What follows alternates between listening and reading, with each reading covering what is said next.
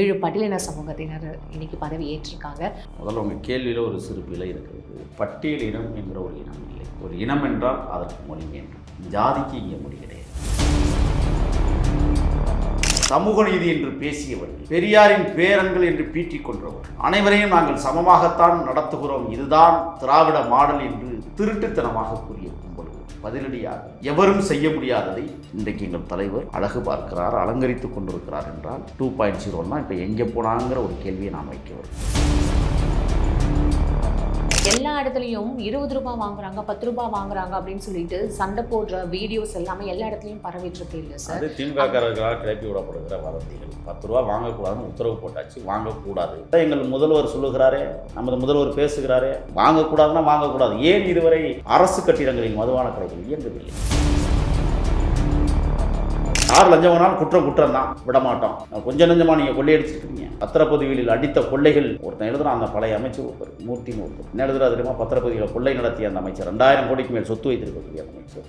கைபேசியில் இருக்கிற முகப்பு படம் எல்லாம் தளபதி விஜய் படமாக வச்சுருக்கிறாங்க திமுக. மாற்றுங்கள். நமது தலைவர் ஸ்டாலின் படத்தை இல்லையே, அறிவில்லவங்களுக்கு வெக்கமாக சொல்லுவது. காலையில் 9:15 மணிக்கு ஒரு முதலமைச்சர் சட்டசபை வளாகத்திற்குள் செல்லுகிறார் என்றால் அனைத்து அதிகாரிகளும் இன்றைக்கு 9:30க்குள்ளாக வந்து ஃபிங்கர் புல் வச்சுட்டு வேலைக்கு போகிற திட்டத்தை நடைமுறைப்படுத்தி இருக்கிற மகத்தான முதல்வரை நான் பெற்றுக்கிறோமா இல்லையா சார்? இதெல்லாம் நீங்கள் வந்து இல்லை ரீல்ஸுக்காக பண்ணுற ஒரு விஷயமா தான் சார் பார்க்கப்படுது. யார் தான் வரமாட்டாங்க அப்படின்னு சொல்லிட்டு இதெல்லாம் நீங்கள் வந்து எல்லாமே வந்து ஒரு பூதாகரமாக பேசுகிறீங்களா? காலையில் 9:15 மணிக்கு வந்துட்டு சாயங்காலம் 5 மணி வரை ஒரு அரசு பணியாளர் போல வேலை செய்கிற முதலமைச்சரை பார்த்து ரீல்ஸுக்கா?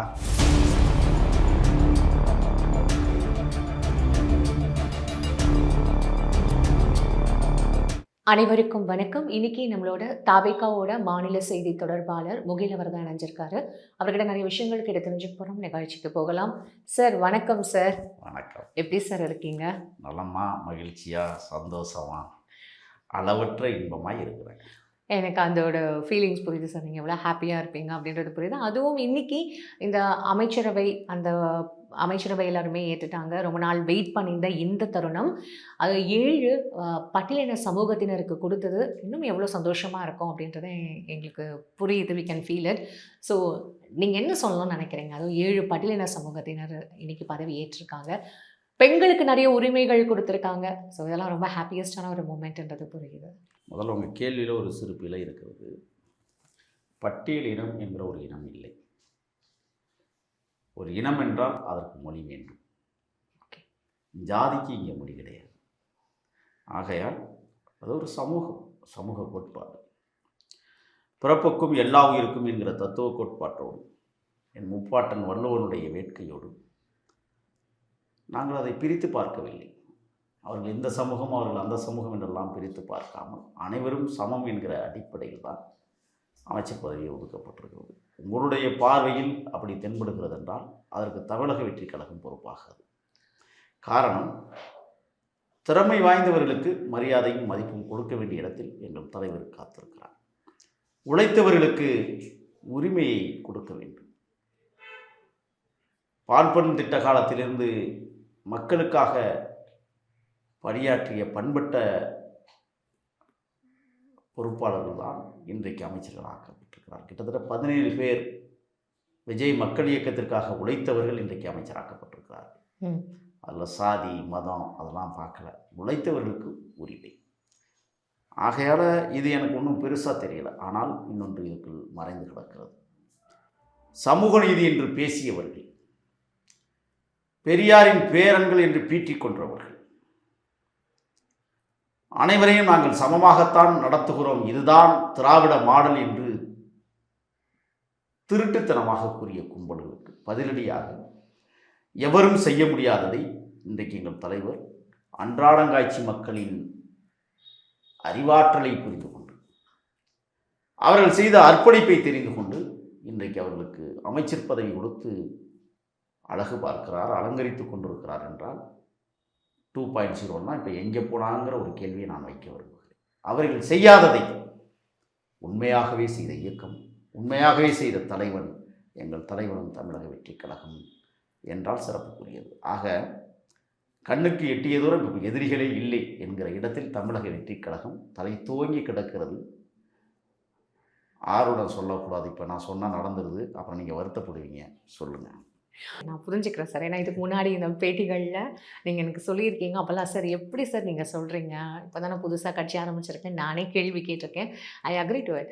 சார் இப்ப அடுத்ததா வந்து என்னன்னா, ஐயுஎம்எல் ஆகட்டும் சரி, இல்ல விசிகே ஆகட்டும் சரி, இ விசிகேக்கு ஒரு அமைச்சரவை அப்படின்றது நமக்கு அது நீங்க டிசைட் பண்ணிட்டீங்க. பட் ஐயுஎம்எல்லும் வந்து ஒரு அமைச்சரவைக்கு வெயிட் பண்றாங்க இல்லையா சார்? விடுதலை சிறுத்தைகளும் இந்த இயக்கத்தில் சேர்ந்து பணியாற்ற வேண்டும். அது மக்களுக்கான பணியாக அவர்கள் உணர வேண்டும். மக்கள் அலங்கரித்திருக்கிறார்கள், அங்கீகரித்திருக்கிறார்கள் தமிழக வெற்றிக் கழகத்தை. அந்த அடிப்படையில் அண்ணன் எழுச்சி தமிழர் அவர்கள் மக்களின் தீர்ப்பை ஏற்றுக்கொண்டு இந்த மந்திரி சபையில் அவரும் இடம்பெற்று மக்களுக்கான தொண்டாற்ற வேண்டும் என்பதுதான் தமிழக வெற்றிக் கழகத்தினுடைய நோக்கமும் எதிர்பார்ப்பும். அதை அவர் பூர்த்தி செய்வார் என்றே நாங்கள் கருதுகிறோம். அவர் எந்த சமூகத்திற்காக இன்றும் தன் வாழ்வை இழந்து தன் வாழ்வை கரைத்து வாழ்ந்து கொண்டிருக்கிறாரோ அந்த சமூகம் முன்னேற வேண்டுமானால், அந்த சமூகத்திற்கு வழிகாட்டியாக இருக்க வேண்டுமானால், அந்த சமூகத்திற்கு துணையாக இருக்க வேண்டுமானால், இன்றைக்கு அதை சமப்படுத்தி இருக்கிற இயக்கமாக தமிழக வெற்றிக் கழகம் இன்றைக்கு கிட்டத்தட்ட ஒரு 29 தாழ்த்தப்படுத்தப்பட்டவர்களை அழகுபடுத்தி பார்க்கிறது. சட்டமன்றத்தில் தனி கட்சியாக இருந்து கொண்டு எவரும் செய்யாத ஒரு செயலை. ஆக அந்த தம்பிகளுக்கு ஒரு ஆசானாக அவர் வர வேண்டும், சட்டசபைக்குள் தலைவர் திருமா வர வேண்டும் என்பதுதான் எங்களுடைய நோக்கம், எங்களுடைய எண்ணம், எங்களுடைய பிரதிபலிப்பு. அதை அவர் செய்வார் என்றே நாங்கள் நம்பியிருக்கிறோம். காரணம், நீருக்குள் மூழ்கி மூச்சுகள் முட்டுகிற நேரத்தில் நான் இருக்கிறேன் என்று சொல்லி இந்த இயக்கத்திற்கு தூணாகவும் துணையாகவும் என்ற தலைவன் அண்ணன் திருமா. இன்றைக்கு ஆட்சி நடந்து கொண்டிருக்கிறது என்றால் அதற்கு பக்கபலமாக இருந்தவர் அண்ணன் திருமா. அவரை நாங்கள் எல்லளவும் மறந்துவிட முடியாது. கடுகளவும் நாங்கள் அவர்களை கரைத்து செல்ல முடியாது. அண்ணன் எழுச்சி தமிழர் எங்களுக்கு ஒரு பேராசான். அவர் வழி நின்று, அவர் ஆறுதல் சொல்லி, ஆற்றுப்படுத்தி எங்களை, இந்த இயக்கத்தை, இந்த ஆட்சியை 5 ஆண்டு காலம் மக்களுக்கான திறமையான ஆட்சியை உருவாக்க வேண்டும் என்கிற கனவு எங்களுக்கு இருப்பதை நனவாக்க வேண்டும் என்கிற நல்ல தலைவரை நாங்கள் அழைக்கிறோம். வாருங்கள், நாம் எல்லோரும் உறவுகள்தான், நாம் எல்லோரும் இரத்த உறவுகள்தான். எங்களையும் வழிநடத்த எங்கள் தலைவன் விஜய் இருக்கிற நேரத்தில் உங்களுடைய ஒத்துழைப்பும் இருந்தால் இந்த ஆட்சி மிக சிறப்பாக இருக்கும் என்பதை நான் பறைசாற்ற கடமைப்பட்டிருக்கிறேன். அறைகூவல் விடுக்கிறோம். நீங்கள் வாருங்கள் அமைச்சரவைக்குள். நல்லதொரு எதிர்காலத்தை நாம் சேர்ந்து இந்த தேசத்தில் உருவாக்கும். ஆதவ் அர்ஜுனா விசிகேன்னு தான் வெளில வந்தார். இப்போ திருப்பியும் வந்து இது விசிகே கூட்டணி, தாவேகா அவங்களோட கூட்டணி இருக்கும்போது ஆதவ் அர்ஜுனா அவரோட நிலைப்பாடு என்ன சார் இருக்கும்? முன்னாள் தலைவர், இந்நாள் தலைவர் அப்படின்ற மாதிரி. இல்லை, அண்ணன் தெளிவாக சொல்கிறாங்க. ஆதவ் அர்ஜுனா அவர்கள், அமைச்சர் அவர்கள், என்னுடைய ஆசான் திருமா தான். இன்றைக்கி வரை அதை தெளிவாக சொல்லிட்டு இருக்கிறேன். எந்த இடத்துலையும் அண்ணன் திருமாவே அவர் விட்டு கொடுத்தல. இன்றைக்கி ஒரு காட்சி நான் பார்த்தேன். அண்ணன் திருமா காரை விட்டு கவர்னர் மாளிகையில் இறங்குகிறார். அண்ணன் ஆதவ் அர்ஜுனா ஓடோடி வந்து அண்ணனை ஆரத்தழுவி கட்டி பிடித்து கை கொடுத்து வரவேற்று, அந்த நேரத்தில் பார்த்தீர்களேனா அண்ணன் திருமாவை ஆதவ் அர்ஜுனா அவர்கள் ஒவ்வொரு தலைவருக்கும் அறிமுகப்படுத்துகிற அந்த காட்சி.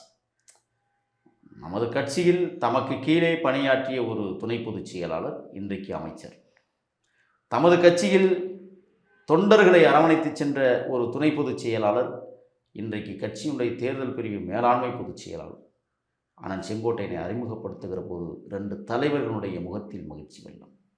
அப்படியே இந்த பக்கம் திரும்பி அண்ணன் வணக்கம் சொன்னார். திருமா அண்ணன், சேசிடி பிரபாகர் சபாநாயகர், அந்த தழுவல்கள் இருக்கிறது அல்லவா? ஒரு பெற்ற மகன் தந்தைக்கு தலைவர்களை அறிமுகப்படுத்துகிற தருணத்தை என்னால் பார்க்க முடியும். அதை உருவாக்கி கொடுத்திருக்கிற தலைவனும் அண்ணன் திருமா, அதை தக்க வைத்து கொண்டது அண்ணன் ஆதவ. Fine sir. சார் இப்போது இந்த அமைச்சரவை பிரிக்கும் பொழுது ஃபஸ்ட்டு செங்கோட்டையன் அவருக்கு தானே சார் நிதி அமைச்சர் அந்த பொறுப்பு கொடுத்தது.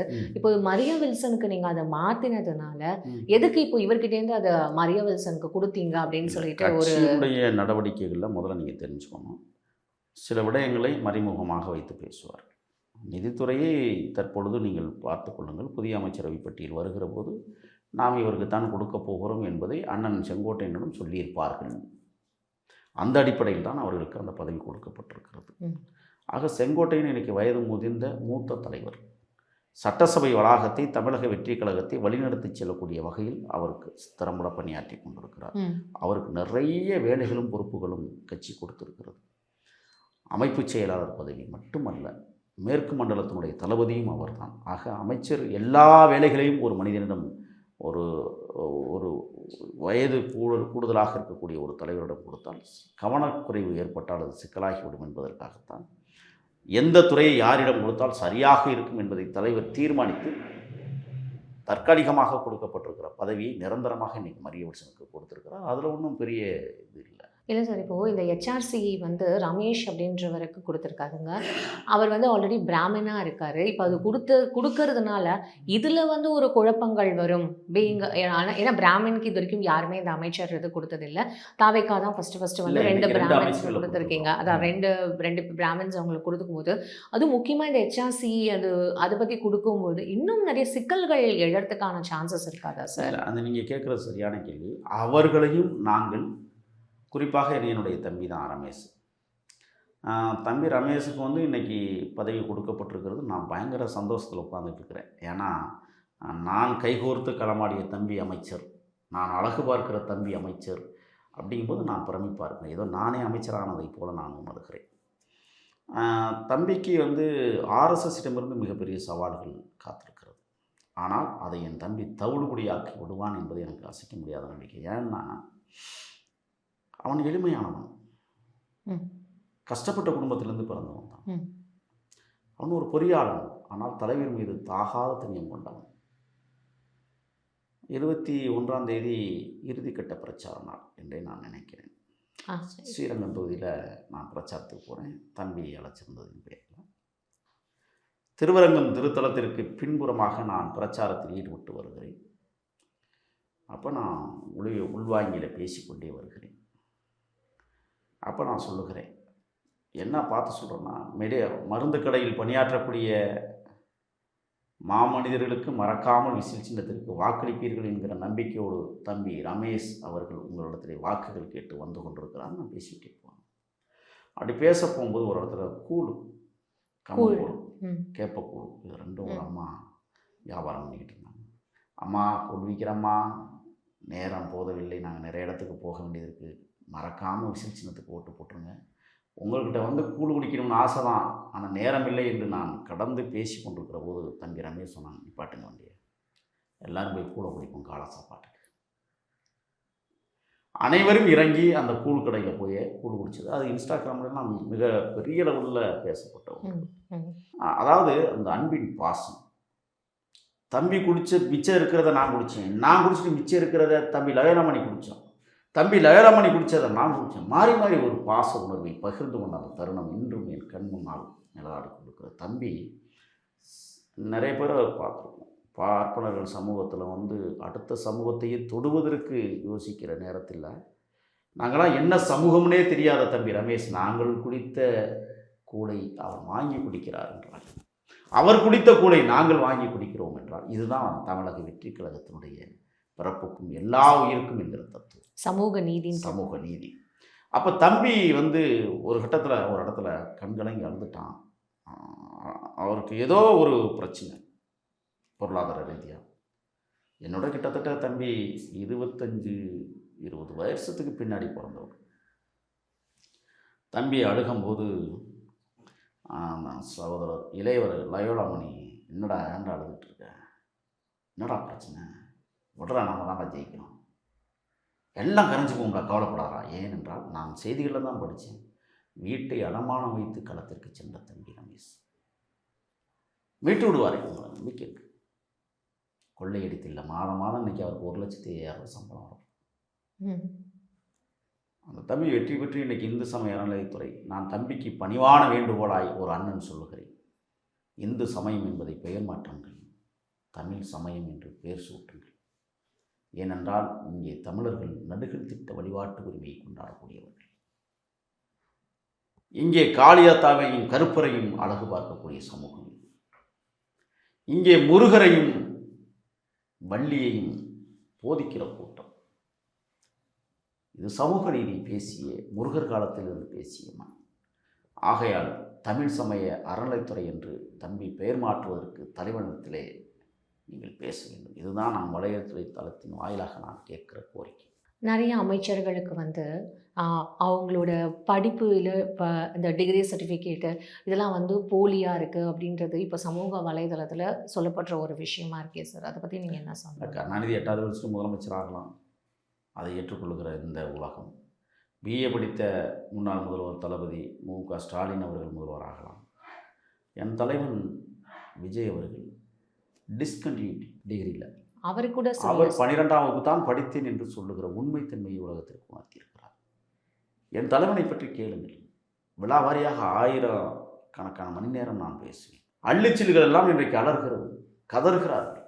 ஏன்னா சின்ன வயசில் அமைச்சராக பொறாமை பிடித்தவர்கள், ஏளனம் காட்டுகிறார்கள், இருமாப்பு கொள்கிறார்கள், வாரி தூற்ற தொடங்கி இருக்கிறார்கள், வசைமொழி பாட காத்திருக்கிறார்கள். இதுக்கெல்லாம் நாங்கள் போய் சொல்வது, நாங்கள் படித்திருக்கிறோம், உண்மையை சொல்லியிருக்கிறோம். என்ன புதுசாக நீங்கள் கண்டுபிடிக்க போகிறீங்க சொல்லுங்கள் பார்ப்போம். அதனால் எங்களுடைய அமைச்சர் பெருமக்கள் எவ்வாறு அறிவாற்றல் தன்மையோடு வேலை செய்ய போகிறார்கள் என்பதை பொறுத்து கொள்ள முடியாத ஒரு இல்லை. ஸ்டார்டிங்லேயே இது வந்து அவங்களோட படிப்பு இதுலேயே வந்து இவ்வளோ போலியான ஒரு விஷயங்கள் கொடுத்து இவர்களாக கிளப்பி விடுகிறார். இப்போ தோற்றவர்கள் தோண்டு போய் கிடப்பவர்கள் ஆத்திரத்தில் வாரி தூற்றுகிறார்கள். அவர்களுக்கெல்லாம் நாங்கள் பதில் சொல்லுவதை விட களம் பெரிதாக இருக்கிறது. நாங்கள் அங்கே போய்கிட்டு இருக்கிறோம், நீங்கள் எதையோ பேசியிருக்கோம். ஸ்ரீநாத் எம்எல்ஏ இருக்கார்ல சார், அவர் வந்து சிஎம் விஜய் அவரோட க்ளோஸ் ஃப்ரெண்டு அப்படின்றதுனால அவருக்கு முன்னுரிமை கொடுத்து இன்னைக்கு அமைச்சரவையில் அவருக்கு இடம் கொடுத்துருக்காங்களா? ஏன்னா நிறைய பேர் இதை விட ஜாஸ்தியாக வின் பண்ணவங்க இருப்பாங்க இல்லையா? அவங்களுக்கு கொடுக்கலையே, ஒருவேளை இவர் க்ளோஸ் ஃப்ரெண்ட் அப்படின்றதுனால தான் இவருக்கு முன்னுரிமை. அப்படி எல்லாம் கிடையாது. எல்லோரும் உழைத்தவர்கள். விஜய் மக்கள் இயக்கமாக இருக்கிற போது வந்து களமாடி தலைவருக்கு பக்கத்தில் என்று அழகு பார்த்தவர். அவர் பட்ட துயரங்களும் துன்பங்களும் நிறைய. இன்றைக்கி அவருக்கு வந்து சட்டமன்ற உறுப்பினராக ஆக்கி அவர் அமைச்சராகிறார் என்றால் நன்றி கடன் செலுத்தி கொண்டிருக்கிறார் எல்லோருக்கும் தலைவர். இன்றைக்கி 17 மாவட்ட பொறுப்பாளர்கள், குறிப்பாக விஜய் மக்கள் இயக்கத்தினுடைய 17 பேருக்கு இன்றைக்கு அமைச்சரவையில் இடம் கொடுத்திருக்கிறார் என்றால் தலைவன் அழகுபடுத்தி பார்த்து கொண்டிருக்கிறார். இவங்கெல்லாம் ரசிகர்கள் தானே, ரசிகர்கள் இன்னைக்கு அமைச்சராயிட்டாங்களே அப்படின்ற மாதிரி இன்னைக்கு பயங்கரமான ஒரு இவங்கெல்லாம் ரசிகர்கள்ப்பா. இவங்கெல்லாம் ஃபஸ்ட்டு சிஎம் விஜய் அவர்களோட ஃபஸ்ட்டு ரசிகர்களாக இருந்தாங்க, இன்னைக்கு ரசிகர்கள் அமைச்சர்களா அப்படின்ற மாதிரியான ஒரு பெரிய ஒரு பிம்பமே கிரியேட் ஆயிருக்குல்ல சார். நாட்டை ரசிக்கக்கூடிய ரசிகர்களாக மாற்றம் செய்திருக்கிறார்கள். அவர்கள் நாட்டை ரசிக்கிறார்கள், இந்த தேசத்தை கட்டமைக்க காத்திருக்கிறார்கள், இந்த தேசத்தின் நலனை போற்றி பாதுகாக்க புறப்பட்டிருக்கிறார்கள். ஆகையால் அவர்கள் ரசிகர்கள் என்பதில் பெருமிதம் கொள்வார்கள். நாங்கள் கொள்வோம். என் தலைவனுக்கு நாங்கள் ரசிகர் என்றால் இந்த தேசத்திற்கும் நாங்கள் ரசிகர்கள். சார், டாஸ்மாகுக்கு பாட்டிலுக்கு 10 ரூபா அப்படின்னு சொல்லிட்டு சிஎம் அவர்கள் வந்து பாடினது நம்ம எல்லாருக்குமே தெரியும் சார். அது எவ்வளோ பெரிய ஒரு இஷ்யூ ஆச்சு அப்படின்னுட்டுன்னு. இப்போது எல்லா இடத்துலையும் 20 ரூபா வாங்குறாங்க, 10 ரூபா வாங்குறாங்க அப்படின்னு சொல்லிட்டு சண்டை போடுற வீடியோஸ் எல்லாமே எல்லா இடத்துலையும் பரவிட்டுருக்கு இல்லை சார்? அது திமுககாரர்களால் கிளப்பி விடப்படுகிற வதந்திகள். 10 ரூபா வாங்கக்கூடாதுன்னு உத்தரவு போட்டாச்சு, வாங்கக்கூடாது. அப்போ அந்த 10 ரூபா நாங்கள் வாங்குகிறோம் அப்படின்னா எதற்கு வாங்குகிறோங்கிறது இப்போ வெட்ட வெளிச்சமாயிருக்கு. இதுக்கு முன்னாடி நடந்த ஆட்சியில் அந்த 10 ரூபாயில் தாங்க நாங்கள் வாடகை கட்டுறோம், அந்த 10 ரூபாயில் தாங்க மின் கட்டணம் கட்டுறோம், அந்த 10 ரூபாயில் தான் பாட்டில் பிறக்கிறோம், அந்த 10 ரூபாயில் தான் பாட்டில் சேதம் அடைஞ்சால் ஈடு கட்டுறோம். எவனாலும் சொன்னானா? இன்றைக்கி சொல்ல வேண்டிய தேவையே ஏற்பட்டிருக்கிறது. ஏதோ எங்கள் முதல்வர் சொல்லுகிறாரே, நமது முதல்வர் பேசுகிறாரே, வாங்கக்கூடாதுன்னா வாங்கக்கூடாது. ஏன் இதுவரை அரசு கட்டிடங்களில் மதுபான கடைகள் இயங்கவில்லை? சொல்லவேனா? ஊழலுக்காக. வாடகை வந்து 8000னா 18,000 கணக்கெழுதுவதற்காக இவர்கள் வாடகையை நடத்தியிருக்கிறார்கள், வாடகைக்குள்ளே நடத்தியிருக்கிறார்கள். திமுகவும் அதிமுகவும் சேர்ந்து கூட்டுக்கொள்ளையை செய்திருக்கிறார்கள். இப்போ அதெல்லாம் இருக்கக்கூடாதுன்னு சொன்னோன்னா பதறுகிறார்கள். அங்கேயும் வந்து திமுக தொழிற்சங்க பேரவை இருக்குது, இந்த இங்கே குடியாரங்கடையில் வேலை செய்யக்கூடியவர்களுக்கு. அவர்கள் கிளப்பி விடுகிற செய்திகள் இதெல்லாம் அது அரசாங்கம் பார்த்துக்கும். நீங்கள் ஏன் கவலைப்படுறீங்க? வாடகை என்னமே அரசாங்கம் பார்த்துக்கும், மின்கட்டணத்தை அரசாங்கம் பார்த்துக்கும். உங்களுக்கு என்ன பிரச்சனை? இப்போ 20 ரூபாய்ன்னு கிளப்பி விடுறது எதுக்குன்னா, நீங்கள் வாங்கியதே நீங்களே பேசுகிறீர்கள். 10 ரூபா வசூல் பண்ணி இப்போ யார் போகுது? 10 ரூபா வசூல் பண்ணது யார் தெரியுமா? மேலாண்மை இயக்கம், மாவட்ட மேலாண்மை இயக்குனர் ஒரு இடத்துல மயிலாடுதுறைன்னு நான் நினைக்கிறேன். 10 ரூபா வசூல் பண்ணி அவனுக்கு போயிருக்கு, அவரை பிடிச்சி கைது பண்ணிட்டாங்க. தெரியுமா தெரியாதவங்களுக்கு? ஏன் கைது செய்யும்? இப்போ 10 ரூபா வசூல் பண்ண சொல்கிறது யார்? இப்போ மேலான அதிகாரிகள் வசூல் பண்ண சொன்னால் வசூல் பண்ணிடுவீங்களா நீங்கள்? அப்புறம் இதுக்கு ஆட்சி நடந்து கொண்டு இருக்கிறது. முதல்வர் என்ன அறிவிக்கிறாரோ அதை நடைமுறைப்படுத்துங்கன்னு தான் நாங்கள் சொல்கிறோம். யார் லஞ்சம் வேணாலும் குற்றம் தான், விட மாட்டோம். கொஞ்சம் நஞ்சமாக நீங்கள் கொள்ளையடிச்சிருக்கிறீங்க. பத்திரப்பதிவுகளில் அடித்த கொள்ளைகள் ஒருத்தன் எழுதுகிறான், அந்த பழைய அமைச்சர் ஒருத்தர், மூர்த்தின்னு ஒருத்தர். என்ன எழுதுறா தெரியுமா? பத்திரப்பதிவுகளை கொள்ளை நடத்திய அந்த அமைச்சர், 2000 கோடிக்கு மேல் சொத்து வைத்திருக்கக்கூடிய அந்த அமைச்சர் கைபேசியில் இருக்கிற முகப்பு படம் எல்லாம் தளபதி விஜய் படமாக வச்சுருக்கிறாங்க திமுககாரர்கள். மாற்றுங்கள். நமது தலைவர் ஸ்டாலின் படத்தை இல்லையே, அறிவில்லவங்களுக்குலாம் வெக்கமால சொல்வதற்கு. சார் அது அவங்களோட ஒரு இது, அவங்க வந்து ஒரு இதில் நீங்கள் என்ன உத்தரவு விடுறதுங்கிற அவன் விருப்பத்துக்கு அவன் என் தலைவன் படத்தை வச்சுக்கிட்டான். இருந்து என்ன தெரியுது, திமுககாரனே இன்றைக்கி ஓட்டு தாவேகாவுக்கு தான் போட்டிருக்கிறான்னு தெரிஞ்சு போச்சு. உங்களுக்கு இப்போ இருக்க முடியல. ஆக அந்த பத்திரப்பதிவுத்துறையில் கொள்ளையடித்தவர்கள்லாம் இன்றைக்கு பதறுகிறார்கள் என்றால் பதற வைத்திருக்கிறோம் நாங்கள். சார் டெண்டர் டிரான்ஸ்பரன்சி, அதாவது நாங்கள் எல்லாமே வந்து எல்லாருக்கும் வெளிப்படைத்தன்மை இருக்கும் அப்படின்னு தான் சொல்லப்படுது. ஆனால் நேத்தி என் ஆனந்த் அவர்கள் டி நகர் அவர் வந்து ஒரு டெண்டர் காலையில் 9 மணிக்கு ஓப்பன் பண்ணி மதியானம் 3 மணிக்கெலாம் அதை க்ளோஸ் பண்ணிவிட்டு, அதில் எப்படி நீங்கள் க்ளோஸ் பண்ணீங்க, அது எப்படி அதுக்குள்ளே 3 மணிக்குள்ளே அந்த டெண்டரை நீங்கள் க்ளோஸ் பண்ணுவீங்கன்னு சொல்லிட்டு அதில் இன்னைக்கு வந்து ஒரு பதவி நீக்கம் செய்யப்பட்டிருக்கு. இது எதுக்கு இப்படி ஓபன் பண்ணி இப்படி க்ளோஸ் பண்ணி திருப்பியும் அதில் வந்து பதவி நீக்கம் செய்யறதுன்னு சொல்லிட்டு இந்த குளறுபடிகள் இல்லை. இந்த குளறுபடிகள் புதிய அமைச்சரவை இப்போ தான் இன்னைக்கு தான் உருவாக்கப்பட்டிருக்கிறது. எல்லாம் புதியவர்கள். நம்ம பால்வாடி போகணும்னா கூட ஆனாவனம் எழுதணும்னா மணலில் உட்காந்து சுரியம் போட்டால் தான் ஆனாவனம் எழுத முடியும். இன்றைக்கு தான் பதவி ஏற்றிருக்கிறார்கள். அண்ணன் புசியார் அவர்கள் வந்து பல ஆண்டுகளாக அமைச்சராக இருந்தவரல்ல, புதிய அமைச்சர் வரும். அப்போ நெளிவு சுழிவுகளோடு தான் அந்த இதை கற்றுக்க முடியும். நம்ம எப்படியும் குறைந்தது 2 மாதம் 3 மாதம் ஆகும் அந்த விஷயங்கள்லாம் கற்றுக்கணும். அப்போ ஏற்கனவே பணி செய்தவர்கள் அடித்த மறைமுக கொள்ளைக்கு வித்திட்டவர்கள் இன்றைக்கு அது விஸ்வரூபம் எடுத்த காரணத்தால் இப்போ இன்றைக்கி என்ன ஆச்சு, கடைசியாக 2 பேரையும் தூக்கிட்டாங்க, கைது பண்ணியிருக்காங்க. அப்படி என்றால் கண்டுபிடிக்கிற இடத்துக்காவது நம்ம வந்துட்டோம்ல, சொல்லுங்கள். ஆனால் இதற்கு முந்தைய ஆட்சியில் எப்படிலாம் நடந்திருக்குமா? காலையில் 9:15 மணிக்கு ஒரு முதலமைச்சர் சட்டசபை வளாகத்திற்குள் செல்லுகிறார் என்றால் அனைத்து அதிகாரிகளும் இன்றைக்கு 9:30க்குள்ளாக வந்து ஃபிங்கர் ஃபுல் வச்சுட்டு வேலைக்கு போகிற திட்டத்தை நடைமுறைப்படுத்தி இருக்கிற மகத்தான முதல்வரை நான் பெற்றுக்கிறோமா இல்லையா?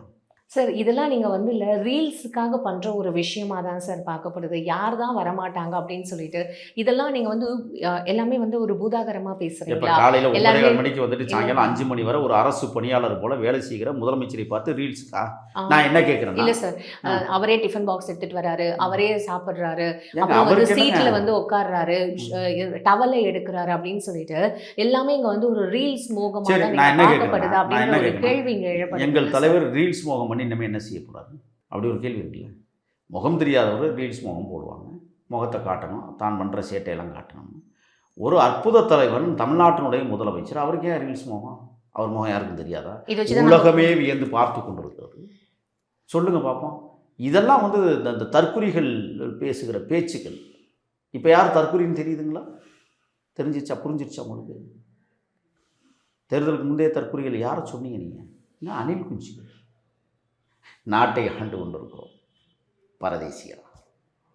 இப்பெல்லாம் என்னென்ன அவமானங்கள், எவ்வளவு அவதூறுகள். கரூர் மாவட்டத்தில் இன்றைக்கி கூண்டோடு காவல்துறை மாற்றம் தெரியுமா தெரியாதா?